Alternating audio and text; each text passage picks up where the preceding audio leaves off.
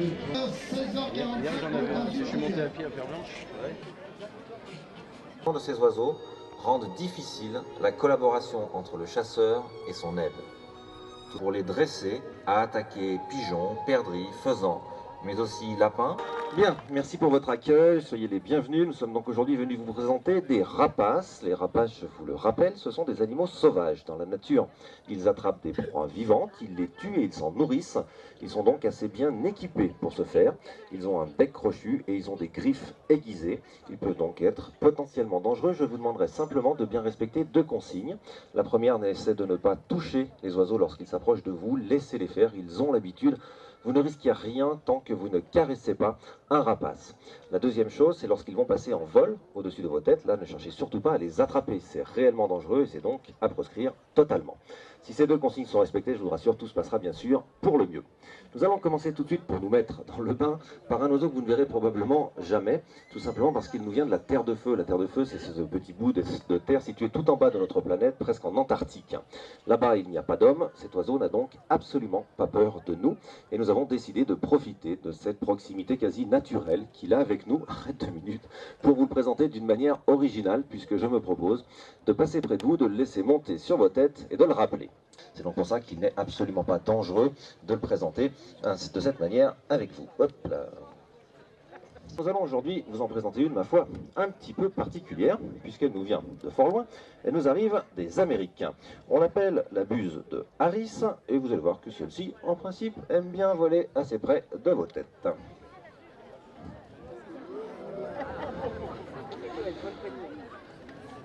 Alors, la buse, dans le jargon des fauconniers, on dit que c'est un oiseau de bas vol.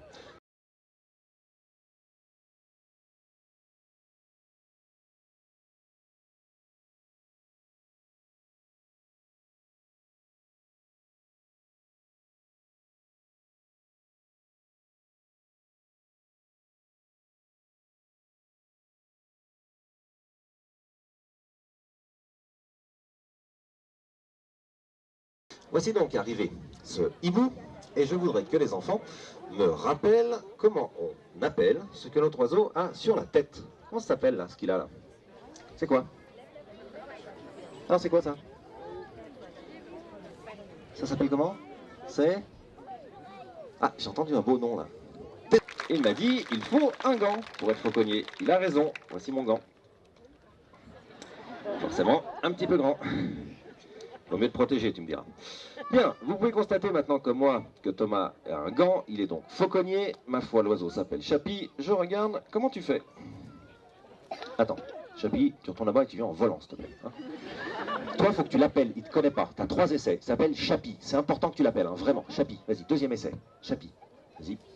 Ah, attends, Franck n'est pas encore concentré. On peut y aller? Allez. Vas-y, appelle. T'y vas, toi?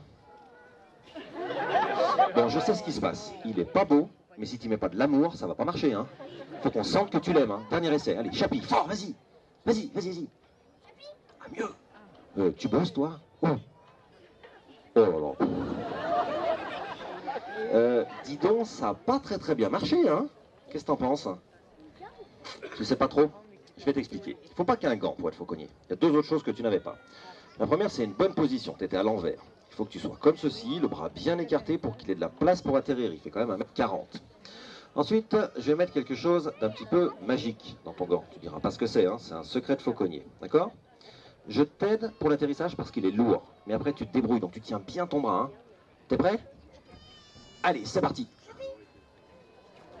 Eh, vous pouvez peut-être applaudir, ça a bien marché cette fois. Hein. Vas-y, retourne-toi. Ouais.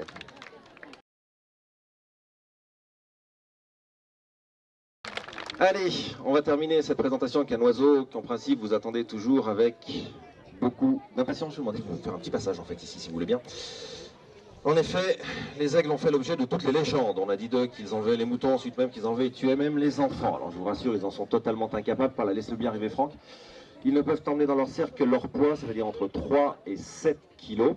Par contre, ce qui est vrai, c'est la puissance qu'ils ont dans les serres. Elle est phénoménale. Elle peut monter à 250 kg de pression au centimètre carré chez un aigle royal.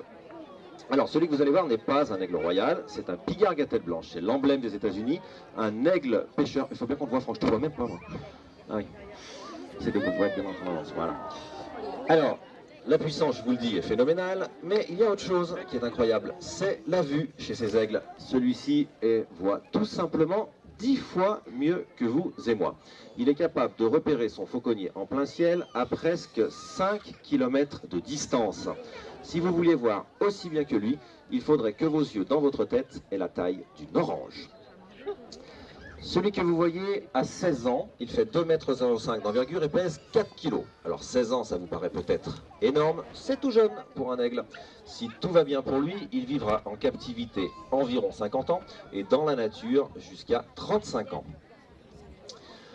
Alors, je vais le reprendre. C'est avec cet oiseau assez exceptionnel que nous concluons cette présentation. Et j'aime vous rappeler que si l'on vient vous présenter dans cette fête des alpages des prédateurs, c'est tout simplement parce qu'il faut qu'il y ait des prédateurs dans la nature. Je sais que souvent ces animaux vous heurtent un petit peu parce qu'ils tuent pour survivre.